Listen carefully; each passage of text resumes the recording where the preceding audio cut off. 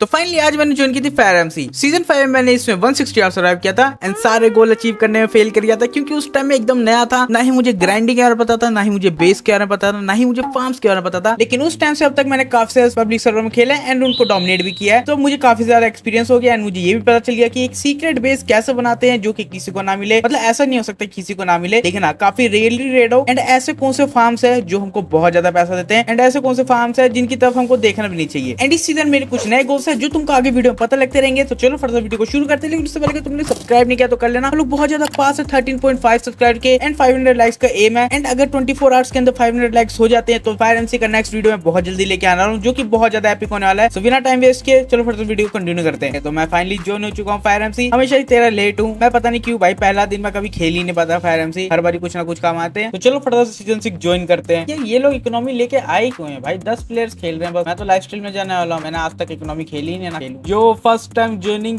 ये इतना लैग क्यों हो रहा है भाई? मेरे एफपीएस आ कितने रहे हैं भाई? इतने कम एफपीएस, वो भी लॉबी में। मेरे को थोड़ा कम करने दो भाई। अगर मेरा इतना लैग हो रहा है तो पंजाब प्लेयर्स को क्या हाल होता होगा? तुम लोग कैसे खेल रहे हो? ओके, इन्होंने लॉबी यहाँ पे काफी ज्यादा छोटी कर दी है जिसकी वजह से काफी सारा सामान एक ही बार में रेंडर हो रहा है एंड उसी की वजह से थोड़ा लैग क्रिएट हो रहा है। ओके, तो मैं जाके इनकी थोड़ी क्रिएट्स देखने वाला हूँ। जो भाई यहाँ पे एक नया आर्मर रखा हुआ है। बाय द वे ये वो स्किन नहीं है, ये स्किन मेरे रिसोर्स पैक की है। मैंने इनका टेक्सचर पैक लोड नहीं किया फायर एमसी का। एंड मैं यहाँ से करने वाला आरटीपी। मुझे एएच पहले चेक करना था बट यहाँ पे रह के कुछ नहीं करूंगा। उसके बाद मैं यहाँ से टेलीपोर्ट करता हूँ एंड मुझे अब तक का सबसे खराब स्पॉन मिलता है। भाई ये क्या स्पॉन है भाई? ये क्या स्पॉन है? ओके, सबसे पहले किट क्लेम करते हैं। आयरन की किट है ठीक है, लेकिन यार स्टोन के टूल्स देते हैं यार। ये भी थोड़ा आयरन का कर दो तो हम लोग का थोड़ा भला हो जाएगा। ओके, 2 एंडर पर्ल्स हुई है जो कि अच्छा है। और ये जो सामान है ये मैं अभी नहीं बेचने वाला। ये तो अगर तो मैं सामान अभी नहीं बेचूंगा, मैं इसको तब बेचूंगा जब मेरे को भूख लगने लगी। अभी के लिए हंगर बार फुल है। उसके बाद मैं इनका शॉप चेक करने लगता हूँ ताकि मुझे पता चले यहाँ पे कौन से फार्म के साथ जाना अच्छा रहेगा, में से किस चीज का फार्म बढ़िया रहेगा। ट्रैक्टर्स और ये सब अपना टिपिकल उसी प्राइस पे। पता नहीं मुझे क्यों लग रहा है कि इस बार सामान ज्यादा है बेचने के लिए। मैं इतने सारे सर्वर्स खेला हूँ कि मैं फायर एमसी का शॉप भूल चुका हूँ। अब देखते हैं। Spawner, silver guard, ender creeper, phantom. भाई यहाँ पे कम स्पॉनर से लग रहा है मेरे को। और इनका ये बाय शॉप तो हमेशा से महंगा रहता है, शुरू में बहुत महंगा रहता है। पता नहीं आगे जाकर सस्ता करेंगे कि नहीं। और फूड भी देखा जाए तो फूड भी बहुत महंगा है, 10,000 के आसपास तो सिर्फ कैरेट है। उसके बाद मैं यहाँ पे एयर चेक करने की सोचता हूँ ताकि मुझे इस सीजन की प्राइसिंग का पता लग जाए। टॉप पे ही मिल गया डायमंड से। मुझे डायमंड से चाहिए और बहुत ज्यादा सस्ते में दे रहे सिर्फ 40,000 में। लेकिन मेरे लिए तो अभी 40,000 भी भाई 40 लाख के बराबर है। तो 0 रुपए मेरे पास। भाई ये कितने सस्ते में आर्मर दे रहे हो भी। एन्चेंटेड लग रहा है, लोग सुधर के भाई। एंड तुम लोग देख सकते हो मैं यहाँ पे हर्ट्स को छोड़ के हर चीज चेक कर रहा हूँ क्योंकि मुझे लग रहा था हर्ट्स महंगे है। लेकिन जब मैं इनको चेक करता हूँ ठीक है, हर्ट्स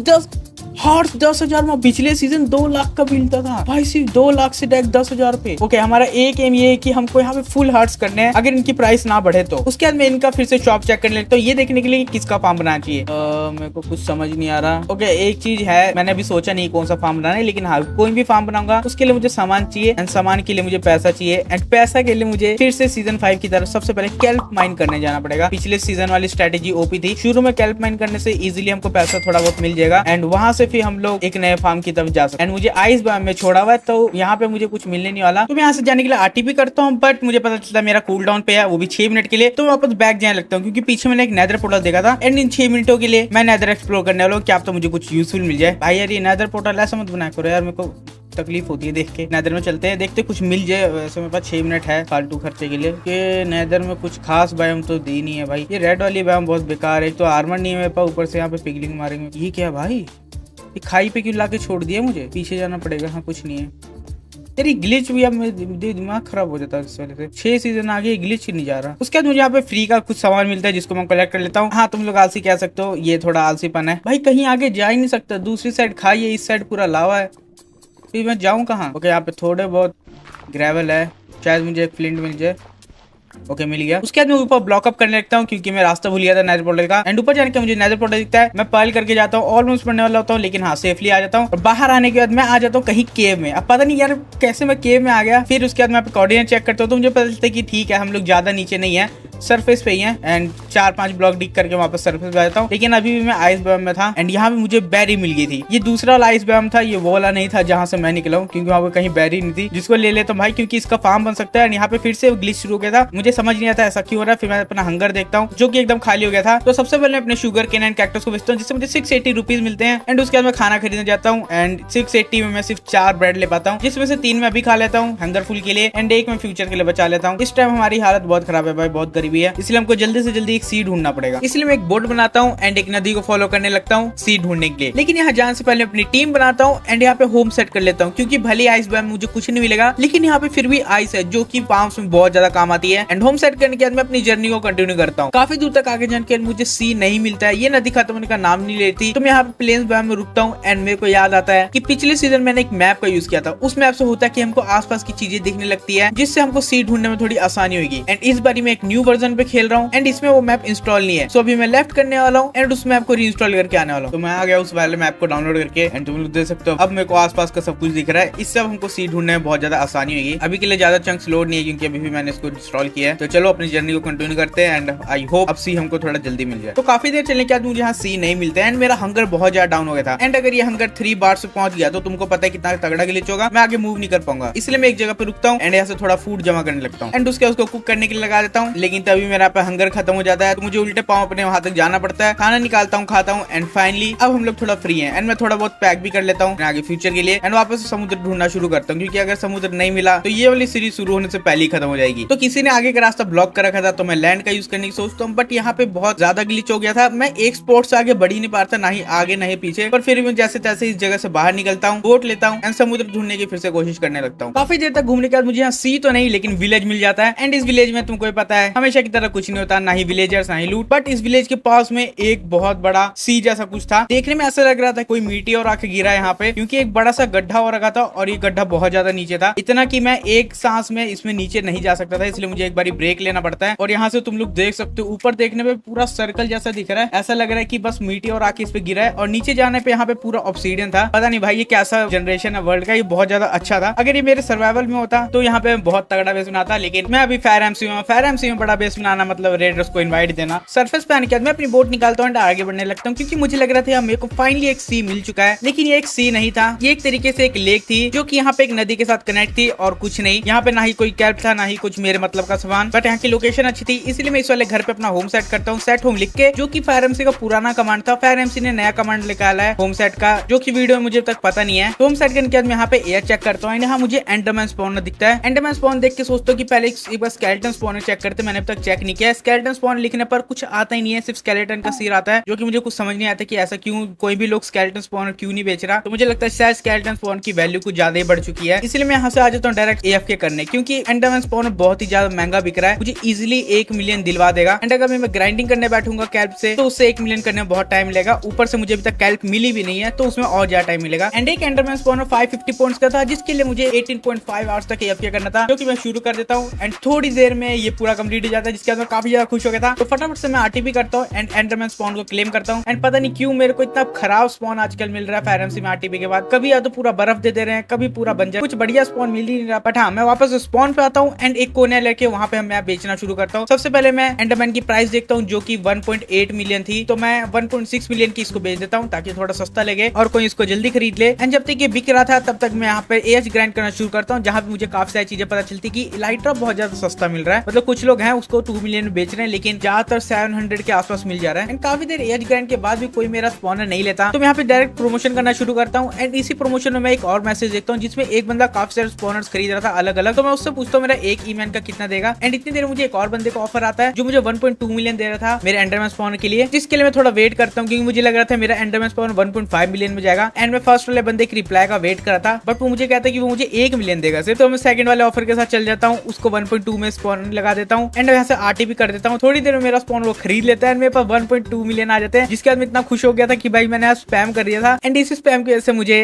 चैट से 1 घंटे के लिए बैन कर दिया था। तो तुम में से कोई भी होगा भाई, चैट स्पैम मत क्या करो, नहीं तो इसी तरह बैन खाओगे। मुझे 1.2 मिलियन मिलने की खुशी तो है, लेकिन साथ में एक दुख भी था, वो ये कि बार बार ये लोग मुझे आइस बैम में TP कर रहे थे। मैंने देखा बाकी लोग इस बैम को इलाइट्रा लेके ढूंढते हैं एंड ये मुझे बार बार RTP पे ही मिले जा रहा है। मुझे ओशन चाहिए भाई, ओशन दे दो। तो 1.2 मिलियन के मैं आगे का प्लान सोचता हूँ एंड उसके लिए सबसे पहले मैं इलाइट्रा लेने की सोचता हूँ, क्योंकि विदाउट इलाइट्रा मैं कुछ भी नहीं कर पाऊंगा, ना ही बेस बना पाऊंगा, ना ही कोई इंपॉर्टेंट काम कर पाऊंगा। तो मैं HP इलाइट्रा सर्च करता हूँ एंड सबसे सस्ता वाला यहाँ पे खरीद लेता हूँ। बल्कि यहाँ पे काफी सारे सस्ते थे, 4-5 इलाइट्रा 700K में मिल रहे थे, तो उनमें से मैं एक ले लेता हूँ। एंड उसके बाद मैं रॉकेट भी खरीद लेता हूँ साथ में। उसके बाद मैं यहाँ पे डायमंड आर्मर खरीदने जाता हूँ, लेकिन पता नहीं क्यों डायमंड आर्मर की प्राइस बहुत ज्यादा बढ़ गई थी और डायमंड्स की भी प्राइस बहुत ज्यादा बढ़ गई थी। शुरू में जब देखा था तब बहुत ज्यादा सस्ते थे, बट अब के टाइम पे 2-3 लाख के मिल रहे थे वही 64 स्टैक, जो कि मुझे 40,000 में शुरू मिल रहे थे। तो मैं इसको कैंसिल करता हूँ, पिकेक्स की तरफ चले जाता हूँ, जहाँ से मैं 2 पिकेक्स लेता हूँ 25 और 32,000 में, Fortune and silk touch. And in सबको मैं वॉल्ट में सेव किए जा रहा था, ताकि अगर मैं मर भी जाऊँ तो ये सब सामान ना जाए, बहुत महंगा सामान है भाई। एंड यहाँ पे मेरा एक सब्सक्राइबर मिलता है जो कि मुझसे मिलना चाहता था, तो मैं उसको मैसेज करके लिखता हूँ कि मैं म्यूट हूँ। मुझे लगा था ये वाला मैसेज चल जाएगा, लेकिन प्राइवेट मैसेज भी नहीं जा रहे थे, बहुत गंदे वाला बैन किया था। तो मैं डायरेक्ट स्पॉन पे जाता हूँ, क्योंकि मुझे लगा था शायद उस स्पॉन पे मेरा इंतजार कर रहा होगा। मैं हर तरफ देखता हूँ लेकिन वो मिलता नहीं है, तो थोड़ी देर बाद मैं वापस से आ जाता हूँ एंड वॉल्ट से इलाइट्रा निकालता हूँ एंड काफी दूर जाने लगता हूँ बेस बनाने के लिए। काफी दूर उड़ने के बाद मुझे समुद्र मिलता है, जहाँ पे परफेक्ट जगह था बेस बनाने का। तो मैं यहाँ से नीचे जाता हूँ, काफी देर ढूंढने के बाद मुझे परफेक्ट एरिया मिल जाता है बेडरॉक का, जो कि 3 तरफ से बेडरॉक से घिरा हो और एक तरफ से सिर्फ एंट्रेंस हो। ऐसे वाले बेसिस बहुत ज्यादा तगड़े होते हैं, यहाँ पे तुम लोग आराम से एफके कर सकते हो, कोई कुछ नहीं कर सकता। एंड उसके बाद यहाँ पे होम सेट कर लेता हूँ। एंड अब तक मुझे पता चल गया था कि मेरा पुराना होम अभी तक सेट नहीं हुआ, जो कि मीटियोर वाली लोकेशन पे था। जिसके बाद मेरे पास यहाँ पे काफी सारे केव थे, तो मैं अपने मैप से एक केव ढूंढ रहा था, ताकि केव से जाके काफी सारे डायमंड माइन करूँ। मेरे पास फॉर्च्यून की पिकेक्स है, तो आराम से मेरे को आर्मर एंड टूल्स के लिए डायमंड्स मिल जाएंगे। एंड यहाँ ढूंढते ढूंढते मुझे मिल जाता है स्पॉनर। अब मुझे ये तो नहीं पता था कौन सा स्पॉनर है, तो मैं रिस्क लेके जाता हूँ। बस मैं प्रे कर रहा था ये स्पाइडर स्पॉनर ना हो, बट ये स्केलेटन स्पॉनर होता है। एंड मैं इतना ज्यादा खुश हो गया था। सबसे पहले मैं वॉल्ट से सिल्क टच वाली पिकेक्स निकालता हूँ एंड इसको फटाफट से माइन कर देता हूँ, बट ये मुझे मिलती नहीं है। तो मैं एक टाइम के लिए थोड़ी सोच में पड़ गया था एंड मैं बार बार इन्वेंटरी चेक कर रहा था कि स्पॉनर गया कहाँ आखिरकार। फिर मैं चेस्ट में ढूंढने लगता हूँ, कि मुझे लगता था शायद गलती से चेस्ट में चला गया, जो कि इम्पॉसिबल है, पर फिर भी मुझे लग रहा था इस समय बस उम्मीद मेरी ये थी कि मुझे एक स्केलेटन स्पॉनर मिल जाए, बट मुझे यहाँ पे भी नहीं मिलता। तो मैं पूरी इन्वेंटरी पे होवर करने लगता हूँ। मुझे लग रहा था कि शायद उसका पीएनजी चेंज हो गया हो, उसका इमेज चेंज हो गया हो, या फिर वो इनविजिबल हो गया हो, क्या पता खाली जगह पे रखा हो, लेकिन मुझे कहीं नहीं मिलती। उसके साथ में 2 ज़ॉम्बी खड़े होते हैं, तो मैं इनको पेलने लगता हूँ। मुझे लगा शायद इन्होंने उठा लिया हो, बट इनको मारने के बाद भी कुछ नहीं होता। तो मुझे डायमंड मिलता, मैं डायमंड लेके वापस आ जाता हूँ अपने बेस पे